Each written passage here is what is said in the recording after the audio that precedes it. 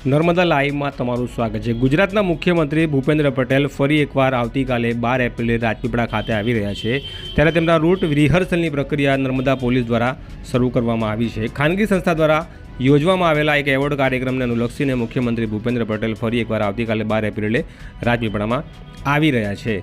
ત્યારે રાજપીપળા નગરની જૂની ન્યાયાલય કોર્ટ કમ્પાઉન્ડમાં આવેલા વર્ષો જૂના લીલાછમ વૃક્ષોનો સફાયો તંત્ર દ્વારા બોલાવી દેવામાં આવ્યો છે। હાલ કાળઝાળ ગરમી પડી રહી છે, ઉનાળાનો સમય છે, લોકો બપોરના સમયે છાંયડો શોધતા હોય છે, ત્યારે રાજપીપળાના સ્થાનિક વહીવટીતંત્ર દ્વારા કોઈપણ જાતના કારણો વગર જૂની ન્યાયાલય કોર્ટની અંદર આવેલા લીલાછમ વૃક્ષોનો સફાયો બોલાવી દેવામાં આવતા લોકોમાં એને લઈને આશ્ચર્ય ફેલાયું છે કે આ બિનજરૂરી હતું। ત્યારે મળતી માહિતી મુજબ મુખ્યમંત્રી ભૂપેન્દ્ર પટેલ આવતીકાલે એરોડ્રોમ ખાતે હેલિપેડ ખાતે ઉતરાણ કરશે। ત્યાંથી સડક માર્ગે તેઓ જૂની ન્યાયાલય કોર્ટ પાસે થઈ અંબુભાઈ પુરાણી હાઈસ્કૂલમાં આયોજિત કાર્યક્રમમાં પહોંચશે, પણ તે પહેલાં તેઓ જૂની કોર્ટ પાસે આવેલા નર્મદા જિલ્લામાં શૈક્ષણિક કલ્યાણ માટે સમર્પિત થયેલા એવા રતનસિંહજી મહેડાના સ્ટેચ્યુને તેઓ ફૂલહાર કરવા માટે થોડીવાર રોકાવાના છે।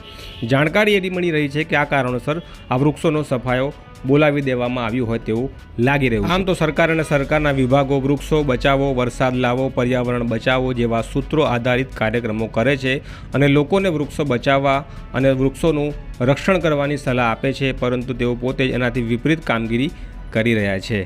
ત્યારે મુખ્યમંત્રી આવે કે કોઈ પણ મહાવિભૂતિ આવે, એક દિવસ આવે, પરંતુ તેને લઈને ઘણા બધા ફેરફારો કરવામાં આવતા હોય છે। તેની સુરક્ષા અને સલામતી માટે તમામ યોગ્ય પગલાં લેવા જરૂરી છે, પરંતુ આ રીતના બિનજરૂરી વૃક્ષોને કાપી નાખવા એ અમારી નજરમાં એક ખોટું કાર્ય અમે જોઈ રહ્યા છીએ। એક દર્શક તરીકે તમને શું લાગે છે, કોમેન્ટ બોક્સમાં જરૂરથી લખજો।